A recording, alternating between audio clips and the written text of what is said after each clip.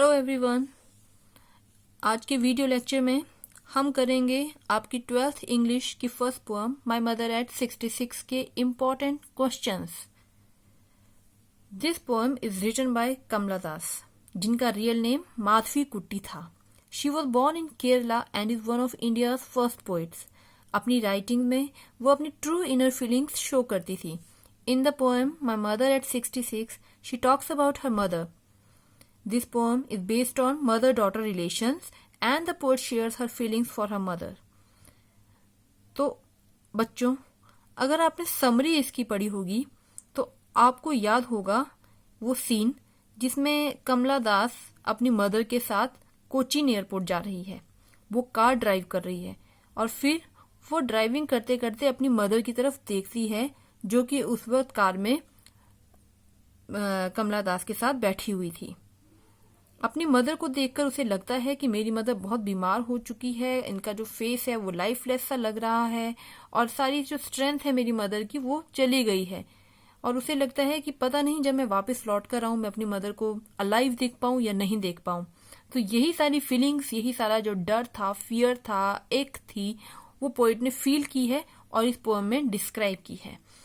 तो first question आपका है, what is the kind of pain and ache that the poet feels, कि वो कौन सा दर्द था जो पोएट फील करती है। Answer, poet's mother is 66 years old. She is pale, weak and sick. Pale का मतलब होता है जब बीमारी के कारण इंसान का चेहरा येलोइश सा हो जाता है, हल्का पीलापन सा आ जाता है उसमें। Her lifeless face resembles a corpse.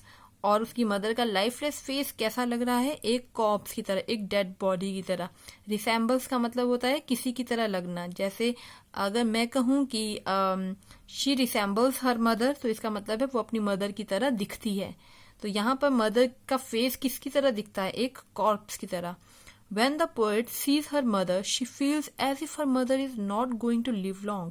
और जब पोएट अपनी मदर को देखती है तो उसे वो फील करती है कि जैसे उसकी मदर अब ज्यादा दिनों तक जिंदा नहीं रहने वाली। This is the pain of separation that the poet feels. और अब पोएट को एक सेपरेशन की फीलिंग होती है कि पता नहीं कब मैं अपनी मदर से सेपरेट हो जाऊं, कब मैं अपनी मदर को खो दूं। और ये जब फीलिंग उसमें आती है तो उसे बहुत ही ज्यादा पेन होता है और ये पोएट फील करती है ये सब कुछ। और ये उसका एक चाइल्डहुड फियर होता है। बचपन में जब उसकी मदर उससे दूर चले जाती थी तो उसे बहुत दुख होता था, तो वही फीलिंग, वही फियर अब लौटकर उसके पास आया है। Now question number second, why are young trees described as sprinting. Sprinting means running, कि जो वहां पर यंग ट्रीज है, जो वहां पर पेड़ लगे हुए हैं, वो दौड़ते हुए से क्यों लग रहे हैं?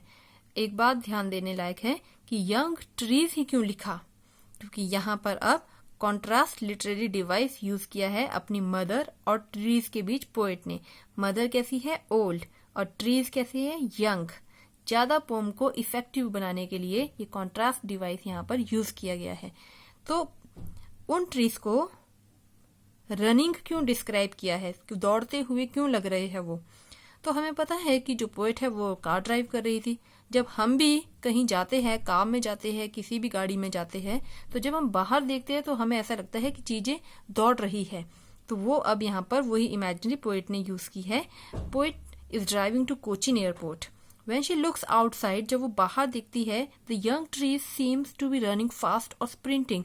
तो ऐसा लगता है जैसे यंग ट्रीज है वो काफी फास्ट रनिंग कर रहे हो। The poet presents a contrast here. Poet ने यहाँ एक कॉन्ट्रास्ट प्रेजेंट किया है और वो कॉन्ट्रास्ट किसके बीच है?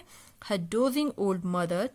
पोएट की डोजिंग का मतलब होता है हल्की हल्की सी नींद सी आना। पोएट की मदर जो थोड़ी सी नींद में थी, and the sprinting young trees, और दौड़ते हुए यंग ट्रीज। ओल्ड और यंग के बीच कॉन्ट्रास्ट यहाँ पर पोएट ने प्रेजेंट किया है। नाउ क्वेश्चन नंबर 3,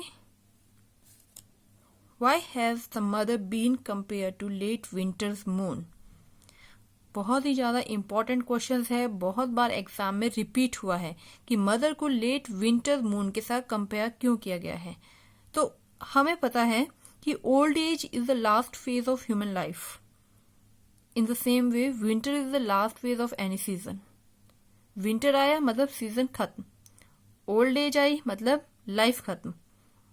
ठीक, तो यहाँ पर अब मदर को लेट विंटर मून के साथ कंपेयर क्यों किया है? ओल्ड एज में मदर कैसी है? वीक, सिक, फीबल, पेल, ठीक है, एंड लाइफलेस। और विंटर में मून कैसा होता है? सेम वैसा ही, ओल्ड लगता है, फीबर लगता है, शाइन ज्यादा नहीं होती उस मून में, थोड़ा थोड़ा सा धुंधला सा होता है। तो इसीलिए इन दोनों को यहाँ पर कंपेयर किया गया है, मदर को और लेट विंटर्स मून को। Poets mother has lost all her shine and strength of youth in her old age. तो पोइट की मदर ने अपनी सारी शाइन और स्ट्रेंथ, जो यूथ की शाइन और स्ट्रेंथ थी, वो ओल्ड एज में पहुंचकर खो दी है। जस्ट लाइक अ विंटर्स मून, जैसे कि एक विंटर मून होता है, that looks hazy and obscure, जो कि काफी हेजी और काफी ऑब्सक्योर सा लगता है। It too lacks shine and strength. जो विंटर्स मून होता है उसमें भी शाइन और स्ट्रेंथ नहीं रहती। The comparison is quite natural and apt here. ये जो कंपैरिजन किया गया है मदर का लेट विंटर मून के साथ, ये काफी नेचुरल है और काफी एप्रोप्रिएट है। काफी एप्ट का मतलब होता है एप्रोप्रिएट, यानी कि काफी सही कंपैरिजन यूज किया है। Last question, what do the parting words of the poet and her smile signify? कि लास्ट में पोएट जाते जाते अपनी मदर को कहती है सी यू सून अम्मा, ठीक है, वो पार्टिंग वर्ड्स है।